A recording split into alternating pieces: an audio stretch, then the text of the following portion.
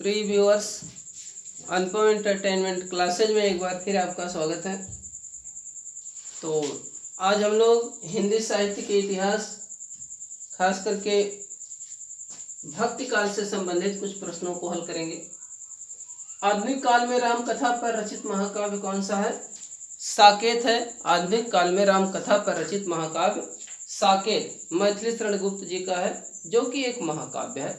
इसमें उर्मिला की विरह व्यथा का वर्णन किया गया है। दूसरा है, किस कवि की गोपियां सर्वाधिक भावुक हैं? तो ये जो है सूरदास जी की गोपियां सर्वाधिक भावुक हैं। इसमें सूरदास ने सूर सागर, साहित्य लहरी, सूर सारावली इनकी प्रसिद्ध रचनाएं हैं। वल्लभाचार्य इनके गुरु हैं। वात्सल्य एवं श्रृंगार का सम्राट किसे कहा जाता है? वात्सल्य एवं श्रृंगार का सम्राट सूरदास जी को कहा जाता है। आचार्य रामचंद्र शुक्ल ने सूरदास जी को वात्सल्य एवं श्रृंगार का सम्राट कहा है। सूरदास के दृष्टिकूट पद किसमें मिलते हैं? सूरदास के दृष्टिकूट पद किसमें मिलते हैं? तो साहित्य लहरी में सूरदास जी के दृष्टिकूट पद मिलते हैं। अगला देखिए, सूरदास की भक्ति किस भाव की है? जैसे तुलसीदास जी की भक्ति दास्य भाव की है, तो सूरदास की भक्ति सख्य भाव की है। सूरदास जी की भक्ति सख्य भाव की है और तुलसीदास जी की भक्ति दास्य भाव की है। सूर सागर किसी चली आती गीत काव्य परंपरा का, चाहे वो मौखिक ही रही हो, पूर्ण विकास सा प्रतीत होता है। सूर सागर किसी चली आती हुई गीत काव्य परंपरा का, चाहे वो मौखिक ही रही हो, पूर्ण विकास सा प्रतीत होता है। किसने कहा है? किसका कथन है? आचार्य रामचंद्र शुक्ल जी का कथन है। सूरदास की भक्ति पद्धति का मेरुदंड पुष्ट मार्ग है। सूरदास जी की भक्ति पद्धति का जो मेरुदंड है, पुष्ट मार्ग है। किसने कहा है? आचार्य रामचंद्र शुक्ल ने कहा है। जा पर दीनानाथ ढरे, ये जो है पुष्ट मार्ग से संबंधित है। नंददास की सर्वश्रेष्ठ कृति कौन सी है? नंददास की सर्वश्रेष्ठ कृति है रास पंचाध्यायी। नंददास ने, अगला है, नंददास ने प्रेमाख्यान परंपरा में रचा है। क्या रचा है? रूप मंजरी। रूप मंजरी को नंददास जी ने प्रेमाख्यान परंपरा में रचा है। अगला देखिए, प्रेम 12 खड़ी, श्याम सगाई, रुक्मिणी मंगल, ये किसकी रचना है? नंददास जी की। फिर से देख लीजिए, प्रेम 12 खड़ी नंददास जी की, श्याम सगाई नंददास जी की, रुक्मिणी मंगल नंददास जी की। अगला है, भ्रमर गीत का मूल प्रेरणा स्रोत। महत्वपूर्ण प्रश्न। भ्रमर गीत का मूल प्रेरणा स्रोत श्रीमद् भागवत पुराण है। तो भ्रमर गीत ये जो है सूरदास जी की, और भंवर गीत नंददास जी का। तो ये जो है मूल प्रेरणा स्रोत क्या है? श्रीमद् भागवत पुराण है। देखिए अगला प्रश्न है, गोकुल सबय गोपाल उपासी। गोकुल सबय गोपाल उपासी। तो गोकुल सबय गोपाल उपासी ये सूरदास की पंक्तियां हैं। किसकी है? सूरदास की। अगला देखिए, उद्धव शतक के लेखक। उद्धव शतक के लेखक हैं जगन्नाथ रत्नाकर। उद्धव शतक के लेखक जगन्नाथ रत्नाकर जी हैं। अगला, उद्धव गोपी संवाद का संबंध किससे है?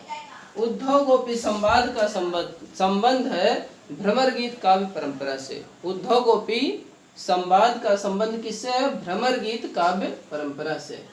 देखिए, भ्रमर गीत बार बार बताया जा रहा है कि भ्रमर गीत सूरदास जी का है, वहीं भंवर गीत नंददास जी का है। तो इसको याद रखेंगे, भंवर गीत नंददास जी का। देखिए अगला प्रश्न भी था कि भंवर गीत के लेखक कौन है? ये नंददास जी है, भंवर गीत के रचनाकार। मुसलमान कवि कौन सा था? पूछ देगा कि इनमें से मुसलमान कवि कौन था। रस खान देगा, भारतेंद्र देगा, तमाम लोगों का नाम दे देगा, तो रस खान को लगाएंगे। रस खान जी मुसलमान कवि थे। अगला, कृष्ण भक्त कवियों ने कृष्ण के किस रूप का वर्णन किया? महत्वपूर्ण प्रश्न। कृष्ण भक्त कवियों ने कृष्ण के किस रूप का वर्णन किया है? तो श्रीमद् भागवत पुराण के कृष्ण का वर्णन किया है। किसका वर्णन किया है? श्रीमद् भागवत पुराण के कृष्ण का वर्णन किया है कृष्ण भक्त कवियों ने। अगला देखिए, श्री कृष्ण को काव्य का विषय बनाने का श्रेय किसे? बहुत ही महत्वपूर्ण। श्री कृष्ण को काव्य का विषय बनाने का श्रेय जाता है विद्यापति को, जिसको कि मैथिल कोकिल तथा अभिनव जयदेव के नामों से जाना जाता है, और उनकी पदावली प्रमुख रचना है। बिहार के दरभंगा के रहने वाले और मैथिली भाषा में इन्होंने प्रमुखता से अपनी रचनाओं को लिखा है। अगला है कृष्ण चैतन्य के शिष्य। यहाँ 3 गोस्वामी हैं, तीनों गोस्वामी हैं, रूप, जीव, सनातन। तो रूप गोस्वामी, जीव गोस्वामी, सनातन गोस्वामी। रूप, जीव, सनातन याद कर लीजिए, गोस्वामी जोड़ दीजिए। तो ये किसके शिष्य हैं? कृष्ण चैतन्य के शिष्य हैं, रूप गोस्वामी, जीव गोस्वामी, सनातन गोस्वामी। अगला है उज्ज्वल नीलमणि। तो उज्ज्वल नीलमणि है रूप गोस्वामी, जो कृष्ण चैतन्य के शिष्य है, उज्ज्वल नीलमणि के रचनाकार हैं। अगला है 49 प्रश्न संख्या, राधा वल्लभ संप्रदाय का प्रवर्तक कौन है? तो राधा वल्लभ संप्रदाय के प्रवर्तक हैं हित हरिवंश। हित हरिवंश जी राधा वल्लभ संप्रदाय के प्रवर्तक हैं। कौन है? हित हरिवंश जी राधा वल्लभ संप्रदाय के। देखिए अगला प्रश्न है, गौड़ी संप्रदाय के प्रवर्तक कौन है? गौड़ी संप्रदाय के प्रवर्तक हैं चैतन्य महाप्रभु। ये पश्चिम बंगाल से संबंधित है, कृष्ण भक्त कवि, और इनके बचपन का नाम निमाई। तो चैतन्य महाप्रभु गौड़ी संप्रदाय के प्रवर्तक हैं। ब्रजेंद्र कुमार के नाम से भी इन्हें जाना जाता है।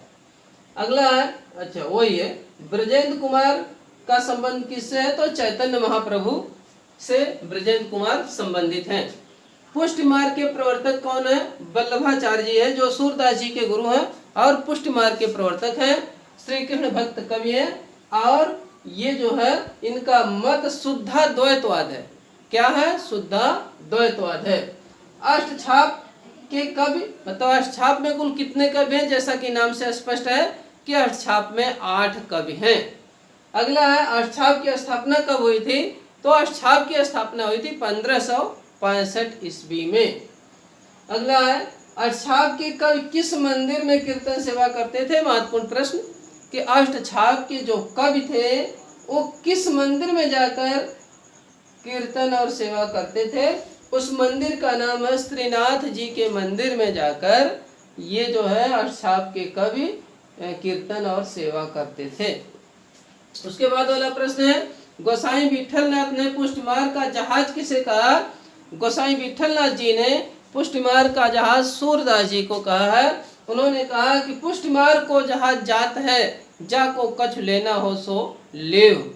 तो सूरदास को उन्होंने पुष्टिमार्ग का जहाज कहा। किसने कहा है? गोसाई विठलनाथ जी ने। भक्तमाल प्रसिद्ध रचना है, किसकी है? नाभादास जी की रचना भक्तमाल, जो कि बहुत प्रसिद्ध है। 84 वैष्णवन की वार्ता और 252 वैष्णवन की वार्ता, दोनों 84 वैष्णवन की वार्ता और 252 वैष्णवन की वार्ता के लेखक हैं गोकुलनाथ। अनेकार्थ मंजरी, रास पंचाध्यायी, अनेकार्थ मंजरी और रास पंचाध्यायी दोनों के लिखने वाले कौन है? नंददास, वही जिनको जड़िया की उपाधि दी जाती है। और कवि गढ़िया और नंददास जड़िया। युगल शतक के लेखक हैं श्री भट्ट जी। युगल शतक के लेखक कौन है? श्री भट्ट जी युगल शतक के लेखक हैं।